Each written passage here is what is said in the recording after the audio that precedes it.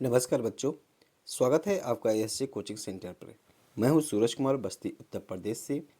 जितने भी बच्चे अटल आवासीय विद्यालय प्रवेश परीक्षा कक्षा 9 की तैयारी कर रहे हैं, उनके लिए बच्चों आज की इस क्लास में विज्ञान के बेहद महत्वपूर्ण 35 प्रश्न कराएंगे। इसमें से बच्चों प्रश्न आप लोग के एग्ज़ाम में ज़रूर मिलेगा, इसलिए वीडियो को अंत तक ज़रूर देखें और इसमें जो क्वेश्चन कराए जा रहे हैं उन सभी क्वेश्चनों को ज़रूर तैयार करिए। तो चलिए इस क्लास को शुरू करते हैं। देखिए, पहला क्वेश्चन है, कह रहा है कि प्रस्रव्य तरंगों की आवृत्ति कितनी होती है। तो देखिए, प्रस्रव्य तरंगों की आवृत्ति कितनी होती है, तो कितनी होती है, ये होती है 20,000 हर्ट्ज से अधिक होती है। ठीक है, तो ये डी ऑप्शन सही है। चलिए नेक्स्ट क्वेश्चन देखते हैं। ध्वनि का वेग अधिकतम किस माध्यम में होता है। वायु में, निर्वात में, पानी में, ठोस जैसे स्टील में। तो सही ऑप्शन क्या हो जाएगा, सही ऑप्शन डी है, ठोस में। आगे देखते हैं, ध्वनि का वेग अधिकतम जो होता है वो किस में होता है बच्चों, ठोस में होता है। आगे देखिए, घड़ी में मिनट वाले सुई का आवर्तकाल कितना होता है। तो कितना होता है, जो घड़ी होती है उसमें मिनट वाली सुई का आवर्तकाल मतलब एक चक्कर कितने समय में पूरा कर लेता है, 60 मिनट में। और 60 मिनट कितने के बराबर होता है, 1 घंटे के बराबर होता है। तो इसमें कौन सा सही हो जाएगा, बी ऑप्शन सही हो जाएगा। अगला प्रश्न देखिए, अगला प्रश्न है, कह रहा है कि ध्वनि की आवृत्ति से क्या तात्पर्य है। ध्वनि की आवृत्ति से तात्पर्य ये है कि 1 सेकंड में कितने कंपन करती है। 1 सेकंड में कितने कंपन करती है, तो ये इसमें बी ऑप्शन सही है, प्रति सेकंड कंपनों की संख्या। ठीक है, तो ये ऑप्शन सही है, बी। चलिए नेक्स्ट क्वेश्चन देखते हैं बच्चों। नेक्स्ट क्वेश्चन इस प्रकार से है, कह रहा है कि एक वस्तु 10 सेकंड में 500 बार दोलन करती है, वस्तु की आवृत्ति कितनी होती है। तो वस्तु की आवृत्ति कितनी होगी, ये होगी दोलनों की संख्या बटे समय। तो कितना दोलन हो रहा है, 500 और बटे समय 10। तो ये कितना हो जाएगा, 50 दोलन पर सेकंड हो जाएगा। तो यहाँ पर सी ऑप्शन सही हो जाएगा। तो इस प्रकार से प्रश्न जरूर आप लोग के एग्जाम में मिलेंगे। अब की बार पेपर थोड़ा सा टफ बन सकता है, क्योंकि अब की बार बच्चों पेपर जो होगा वो स्टेट लेवल पर बनेगा। तो इसलिए आप लोग तैयारी अच्छे से करिए। ठीक है, जितने भी क्वेश्चन मैं करा रहा हूँ अपने चैनल पर अपलोड कर दिया है, इन सभी क्वेश्चनों को ज़रूर तैयार कर लीजिए, क्योंकि इसमें से क्वेश्चन जरूर फंसेंगे, इसके बाहर तो नहीं जा सकता है, क्योंकि मैंने हर एक टाइप के क्वेश्चनों को कवर किया है। चलिए अगला क्वेश्चन देखते हैं। अगला कह रहा है कि पानी का शुद्धतम रूप है। तो पानी का जो शुद्धतम रूप होता है वो आशुद्ध जल होता है। ठीक है, चलिए अगला क्वेश्चन देखते हैं। कह रहा है कि ध्वनि किस माध्यम में संचरित नहीं हो सकती है। ध्वनि जो होती है वो निर्वात में संचरित नहीं हो सकती है।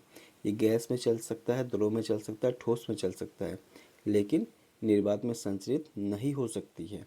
तो इसमें सी ऑप्शन सही है। अगला प्रश्न देखिए, एक सामान्य दोलक की आवृत्ति 10 हर्ट्ज है, तब दोलक 4 सेकंड में कितने दोलन करेगा। तो कितने दोलन करेगा, देख सकते हैं ये क्या हो जाएगा। आपको पता है कि 1 सेकंड में 10 हर्ट्ज की आवृत्ति उत्पन्न कर रहा है, तो 4 सेकंड में कितना करेगा, वो करेगा 40 हर्ट्ज। अर्थात यहाँ पर ए ऑप्शन सही हो जाएगा। ठीक, चलिए अगला क्वेश्चन देखते हैं। अगला क्वेश्चन है बच्चों, कह रहा है क्लोरोफ्लोरोकार्बन CFC वायुमंडल में किस गैस को कम करता है। तो किस गैस को कम करता है, oxygen, ozone, nitrogen, sulphur dioxide. तो किसको कम करता है बच्चों, ओजोन को कम करता है। ठीक है, चलिए अगला क्वेश्चन देखते हैं। अगला क्वेश्चन है, सबसे कम प्रदूषण उत्पन्न करने वाला ईंधन कौन सा है। लकड़ी, हाइड्रोजन, मीथेन, कोयला। तो सबसे कम प्रदूषण उत्पन्न करने वाला ईंधन क्या है बच्चों, वो है हाइड्रोजन। बी ऑप्शन सही है। अगला देखते हैं, निम्नलिखित में से कौन ग्रीन हाउस गैस नहीं है। कौन ग्रीन हाउस गैस नहीं है, O2, H2O, जलवाष्प, CH4 और कार्बन डाइऑक्साइड। तो सही ऑप्शन इसमें क्या है बच्चों, ग्रीन हाउस गैस क्या नहीं है, ये है ऑक्सीजन। ठीक है, ये ऑप्शन सही है। चलिए अगला क्वेश्चन देखते हैं। निम्नलिखित में से कौन सी गैस वायुमंडल में नहीं पाई जाती है? क्या वायुमंडल में नहीं पाया जाता है? Nitrogen, helium, argon, chlorine.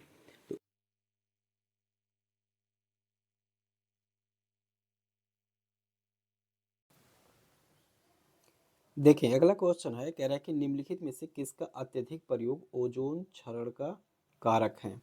Option A है CO2, ऑप्शन बी है CFC, ऑप्शन सी NO2 और ऑप्शन डी है SO2। तो सही ऑप्शन इसमें कौन सा है? इसमें सही ऑप्शन बच्चों ऑप्शन बी है CFC, क्लोरोफ्लोरोकार्बन। अगला प्रश्न देखिए, कह रहा है कि मच्छर के भिनभिनाने की आवाज़ कैसे पैदा होती है? ऑप्शन ए है मुख से, ऑप्शन बी है पंखों के फड़फड़ाने से, ऑप्शन सी है स्वररज्जु से और ऑप्शन डी है जीभ से। तो सही ऑप्शन क्या हो जाएगा बच्चों? पंखों के फड़फड़ाने से। इस बी ऑप्शन सही है। चलिए नेक्स्ट क्वेश्चन देखते हैं। कह रहा है कि एक वस्तु 15 हर्ट्ज की आवृत्ति से कंपन करती है, तो निम्न में से कौन सा कथन सत्य होगा? ऑप्शन ए है यह ध्वनि पैदा करती है, ऑप्शन बी यह ध्वनि पैदा करती है जिसे हम, और ऑप्शन सी है यह ध्वनि हम सुन सकते हैं, डी यह पराश्रव्य ध्वनि है। तो सही ऑप्शन इसमें क्या है बच्चों? इसमें सही ऑप्शन बी होगा, लेकिन इसमें सही ऑप्शन बी, इसमें कुछ मिसप्रिंट है, यहाँ पर कुछ और लिखा होना चाहिए था। क्या? यह ध्वनि पैदा करती है जिसे हम नहीं सुन सकते हैं। ठीक है, क्यों? क्योंकि देखिए जब भी 15 हर्ट्ज की आवृत्ति का कोई ध्वनि पैदा होगा या होगा तो हम नहीं सुन सकते हैं। क्यों? क्यों? क्योंकि हम जो सुन सकते हैं वो 20 हर्ट्ज से लेकर 20 हर्ट्ज तक हम लोग ध्वनि सुन सकते हैं। तो ये कितना पैदा कर रहा है? ये 15 हर्ट्ज की आवृत्ति का ध्वनि पैदा कर रहा है, कंपन कर रहा है। तो ये क्या होगा? यहाँ से हम लोग ध्वनि पैदा करती है जिसे हम लोग नहीं सुन सकते हैं। तो ये बी ऑप्शन सही हो जाएगा। अगला प्रश्न देखिए। अगला प्रश्न कह रहा है कि पीने का पानी किस विधि द्वारा शुद्ध किया जाता है? ऑप्शन ए है क्लोरीनीकरण द्वारा, ऑप्शन बी है ओजोनीकरण द्वारा, तो ऑप्शन सी इसमें सही हो जाएगा, ए और बी दोनों द्वारा। तो यहाँ पर सी ऑप्शन सही है। अगला देखते हैं, निम्नलिखित में से कौन सा रासायनिक प्रदूषक नहीं है? कीटनाशक, जीवाणु, रासायनिक खाद, भारी धातुएं। तो सही ऑप्शन है जीवाणु। ठीक है, अगला प्रश्न देखते हैं, निम्नलिखित में से कौन सी मुख्य ग्रीन हाउस गैस है? तो क्या है? NO2, SO2, O2 और क्या हो जाएगा? CO2। निम्नलिखित में से कौन सी मुख्य ग्रीन हाउस गैस है? तो इसमें सही ऑप्शन क्या है बच्चों? इसमें सही ऑप्शन है ऑप्शन डी CO2। अगला प्रश्न देखते हैं, मानव शरीर में श्रवणेंद्रिय कौन है? हेयरिंग आर्गन कौन है? तो देख सकते हैं इसमें कान, आँख, नाक, जीभ। तो क्या हो जाएगा? कान हो जाएगा। अगला प्रश्न देखिए, हर्ट्ज किसका मात्रक है? तो किसका मात्रक होता है? आवर्तकाल का, कि आवृत्ति का, कि ऊर्जा का, कि बल का? तो सही ऑप्शन क्या है? ये ऑप्शन बी सही है, आवृत्ति का। अगला प्रश्न देखिए, निम्नलिखित में से कौन ध्वनि के तारत्व से संबंधित है? ध्वनि के तारत्व से कौन संबंधित है? ये संबंधित है आवृत्ति, फ्रीक्वेंसी। यहाँ पर 21 नंबर में सी ऑप्शन सही है। अगला प्रश्न देखिए। अगला प्रश्न है, कह रहा कि यदि गैस तथा दरों में ध्वनि का वेग क्रमशः x1 तथा x2 हो तो सही संबद्ध है। तो गैस में वेग कितना है? x1 और दरों में वेग कितना है? x2। तो अब आपको पता है जो ध्वनि का वेग होता है वो दरों में ज़्यादा होता है गैस से, तो यहाँ पर x2 ज़्यादा हो जाएगा। इसका मतलब यहाँ पर सी ऑप्शन सही हो जाएगा। अगला प्रश्न देखिए, निम्नलिखित में से कौन ध्वनि परावर्तन का उदाहरण नहीं है? तो इसमें देखिए प्रतिध्वनि, अनुरणन, सी ऑप्शन है खिलौना, टेलीफोन और इनमें से कोई नहीं। तो सही ऑप्शन है इसमें ऑप्शन सी खिलौना, टेलीफोन। अगला प्रश्न है, कह रहे कि निम्नलिखित में से प्रबलता मापी जाती है तो प्रबलता, ध्वनि की प्रबलता किससे मापी जाती है? वो मापी जाती है डेसिबल में, डीबी। ठीक है, तो ए ऑप्शन सही है।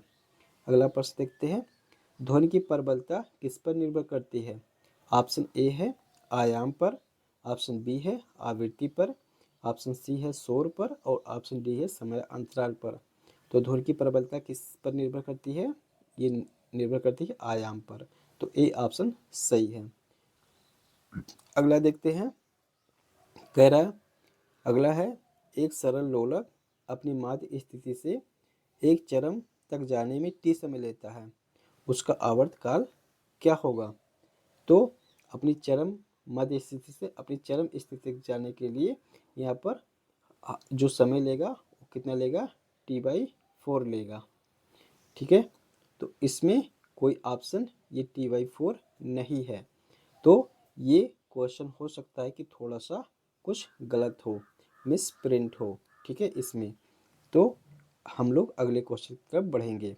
अगला है, कह रहा है ध्वनि संचरित हो सकती है केवल वायु में या गैसों में, बी है केवल ठोसों में और सी है केवल द्रवों में और डी है ठोसों, द्रवों तथा गैसों तीनों में। तो ध्वनि जो संचरित होती है वो तीनों में संचरित होती है, ठोस, द्रव, गैस तीनों में संचरित होती है। आगे देखते हैं, एक कीट अपने पंखों को 500 कंपन प्रति सेकंड की दर से कंपित करता है, तो उसका आवर्तकाल पूछ रहा है। तो आवर्तकाल बराबर क्या होगा? T=1/f होगा। तो हमें फ्रीक्वेंसी दिया गया है 1 सेकंड में, तो हमें यहाँ पे क्या कर देंगे? 500 कर देंगे। तो इसको जब हम सॉल्व करेंगे तो 0.002 सेकेंड आ जाएगा। तो इसका मतलब कितना आ जाएगा? सी ऑप्शन सही हो जाएगा। अगला प्रश्न देखिए, कह रहा है कि एक कंपन करती हुई वस्तु की आवृत्ति 1000 हर्ट्ज है, उसका आवर्तकाल क्या होगा? तो आवर्तकाल निकालने के लिए T=1/f। तो ऐसे प्रश्न ज़्यादातर मिलने की संभावना रहेगी। ठीक है, तो यहाँ पर देखिए बटे 1000 कर देंगे और जब इसको सॉल्व करेंगे तो 0.001 हो जाएगा। ठीक है, तो कितना हो जाएगा? ए ऑप्शन इसमें सही हो जाएगा। अगला प्रश्न देखिए, यदि एक सरल लोलक के द्रव्यमान को 2 गुना कर दिया जाए तब इसका आवर्तकाल, तो इसका आवर्तकाल कितना हो जाएगा? अपरिवर्तित रहेगा। ठीक है, चलें अगला प्रश्न देखते हैं।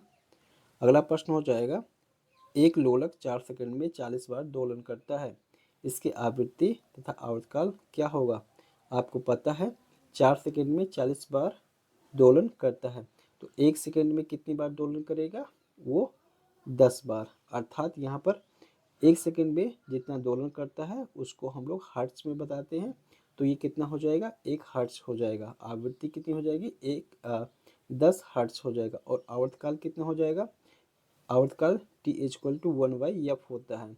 तो 1/10 अर्थात कितना है? 1/10 इक्वल टू कितना हो जाएगा? 0.1 हो जाएगा। तो 0.1 सेकंड हो जाएगा, अर्थात यहाँ पर ए ऑप्शन सही हो जाएगा। अगला प्रश्न देखिए, पुरुषों की आवाज़ महिलाओं की अपेक्षा मोटी होती है, इसका कारण क्या है? अधिक तारत्व, दोलन की आवृत्ति, कम तारत्व, अधिक कंपन। क्यों? क्योंकि पुरुषों की आवाज़ का जो तारत्व होता है वो कम होता है, इसलिए पुरुषों की आवाज़ जो होती है वो मोटी होती है। तो इसमें बी ऑप्शन सही है। अगला प्रश्न देखिए, ध्वनि की प्रबलता कंपन के किस गुण से निर्धारित की जाती है? तो ध्वनि की प्रबलता कंपन के किस गुण से निर्धारित की जाती है? तो आयाम से निर्धारित की जाती है। ठीक है, तो इसका क्या है? इसका ए ऑप्शन सही है। अगला प्रश्न देखते हैं बच्चों। अगला प्रश्न है, कह रहा है कि हवा में ध्वनि का वेग 350 मीटर पर सेकंड है, एक स्रोत की आवृत्ति 700 हर्ट्ज है, ध्वनि की तरंग लंबाई, तो तरंग लंबाई इक्वल टू क्या हो जाएगा? यू बाई क्या हो जाएगा? यू/एफ हो जाएगा, यू/एफ हो जाएगा। तो यहाँ पर वेग कितना है? 350 और बटे कितना है? 700 हो जाएगा। तो इसको जब काटेंगे तो ये 1/2 आ जाएगा और इसको सॉल्व करेंगे तो 0.5 मीटर आ जाएगा। तो ये देखिए मीटर भी सही है और मीटर को सेंटीमीटर में बदलेंगे तो ये भी सही है। तो यहाँ पर हम कह सकते हैं कि ए और सी दोनों ऑप्शन सही है। तो यहाँ पर डी ऑप्शन इस तरीके से सही हो जाएगा। अगला देखिए, भूकंप की निगरानी के लिए किस प्रकार की ध्वनि का प्रयोग किया जाता है? तो भूकंप की निगरानी के लिए अब श्रव्य ध्वनि का प्रयोग किया जाता है। तो इस प्रकार से आपने बच्चों 35 क्वेश्चन देखे। यदि इन 35 क्वेश्चनों को आपने पूरा वीडियो देखा है और तैयार किया है तो इसमें से ज़रूर क्वेश्चन आप लोगों के एग्ज़ाम में मिलेंगे। तो चलिए मिलता हूँ किसी दूसरे वीडियो में, तब तक पूरा वीडियो को देखने के लिए बहुत बहुत धन्यवाद। चैनल पर नए हैं तो चैनल को ज़रूर सब्सक्राइब करके रखें, क्योंकि इसी प्रकार से महत्वपूर्ण प्रश्न इस चैनल पे करवाए जा रहे हैं जो आप लोग के एग्ज़ाम में सीधे सीधे मिल सकते हैं।